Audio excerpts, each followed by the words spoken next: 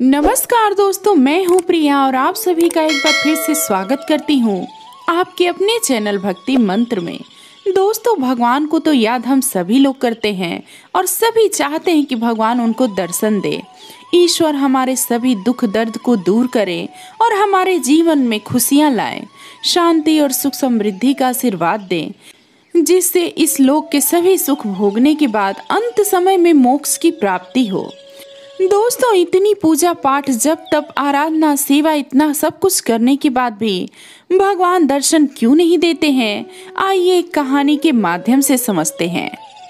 एक ग्वाल बाल रोजाना अपनी गायों को लेकर जंगल में नदी किनारे उनको चराने के लिए जाता था। वहां पर वह गायों को चरने के लिए छोड़ देता था और खुद एक वट वृक्ष के नीचे उसकी घनी शीतल छाया में विश्राम करने के लिए बैठ जाता था। एक बार वह वट वृक्ष के नीचे बैठा हुआ था, तभी एक संत वहां पर आए और विश्राम करने के बाद वट वृक्ष के नीचे ध्यान लगाने के लिए बैठ गए। संत ने आंखें और नाक बंद कर वहां पर कुछ यौगिक क्रियाएं की और संध्या वंदना किया और बाद में वहां से जाने की तैयारी करने लगे। ग्वाला, जो संत के सभी क्रियाकलापों को बड़े ध्यान से देख रहा था, उससे रहा नहीं गया और बड़ी उत्सुकता से उसने संत से यौगिक क्रियाओं के बारे में पूछ लिया। ग्वाल बाल के सवाल पर संत ने जवाब दिया कि वह इस तरह से भगवान से साक्षात्कार करते हैं। ग्वाले के बाल सुलभ मन ने फिर पूछा, क्या हकीकत में ऐसा करने से भगवान आते हैं? संत उसकी बातों का उत्तर हाँ में देकर वहां से चले गए। संत के जाने के बाद ग्वाला भी यौगिक क्रियाओं को दोहराने लगा और इस बात का संकल्प ले लिया कि आज वह भगवान के साक्षात दर्शन करके ही रहेगा। ग्वाले ने अपनी दोनों आंखें बंद कर ली और नाक को जोर से दबा लिया। श्वास का प्रवाह बंद होने से उसके प्राण निकलने की नौबत आ गई। उधर कैलाश पर्वत पर महादेव का आसन डोलने लगा। तब भगवान शिव ने देखा कि ग्वाल बाल उनसे साक्षात्कार करने के लिए कठोर तपस्या कर रहा है।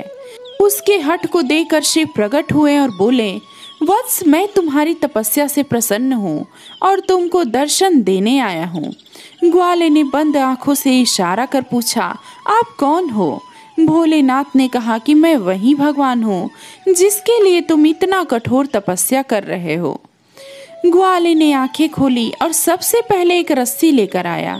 क्योंकि उसने कभी भगवान को नहीं देखा था, इसलिए उसके सामने पहचान का संकट खड़ा हो गया।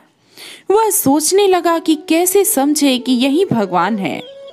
उसने भगवान को पेड़ के साथ रस्सी से बांध दिया और साधु को बुलाने के लिए दौड़ कर गया। साधु नजदीक ही एक कुटिया में विश्राम कर रहे थे। ग्वाले ने उनको सारी बातें बताई।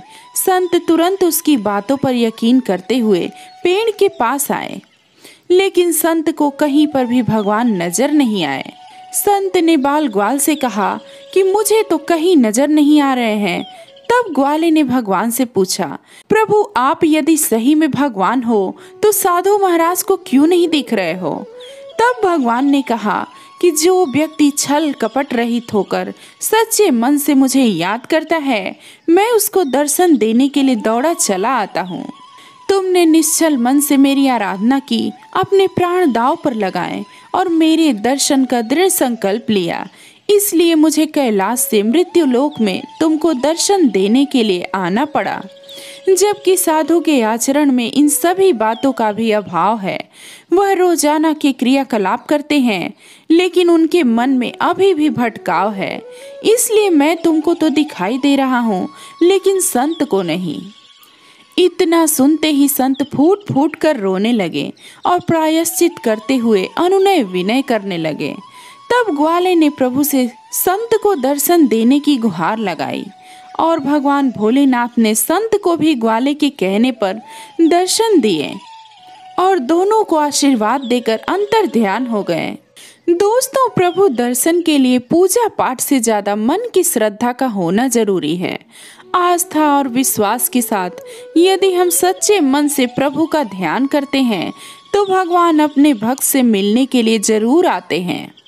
ईश्वर की सच्ची भक्ति करने का एकमात्र मार्ग अपने अंदर झांकना है। जब तक हम अंतर्मुखी नहीं होंगे तब तक ईश्वर की सच्ची भक्ति नहीं हो सकती। मनुष्य के अंदर जो मानसिक विकार है, काम, क्रोध, मद, लोभ, उस पर विजय प्राप्त करके ही आध्यात्मिकता के मार्ग पर आगे बढ़ा जा सकता है। इसलिए धर्म का मर्म समझते हुए व्यक्ति को आत्मिक उन्नति पर ध्यान केंद्रित करना चाहिए, तभी जाकर के व्यक्ति ईश्वर की सच्ची भक्ति कर सकता है। तो दोस्तों, मैं उम्मीद करूंगी ये कहानी आपको जरूर पसंद आई होगी। आप अपने विचार कमेंट में जरूर बताएं। अगर आप मेरे चैनल पे नए हैं तो मेरे चैनल को सब्सक्राइब जरूर करें, साथ ही बेल आइकन को प्रेस करें, जिससे आने वाली लेटेस्ट वीडियो सबसे पहले आपको मिले। साथ ही अगर कोई सुझाव हो तो कमेंट करके वो भी बताएं। मिलते हैं कुछ और नई कहानी के साथ, तब तक के लिए राधे राधे।